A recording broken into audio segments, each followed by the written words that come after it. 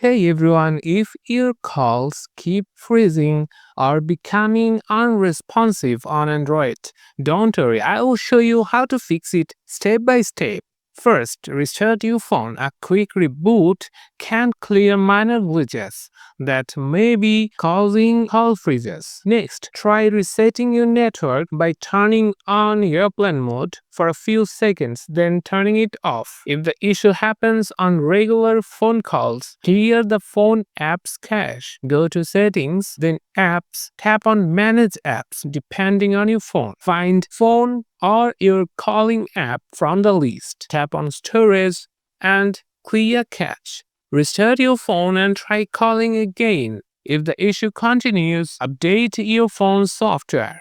Go to settings, then find software update and install any available updates. Bugs in older versions may be causing the freezing issue. Lastly, if your calls still freeze, try a different calling app like Google Dialer or another VoIP app. And that's it, your Android calls should now work smoothly. If this guide helped, don't forget to like and subscribe for more fixes. See you in the next one.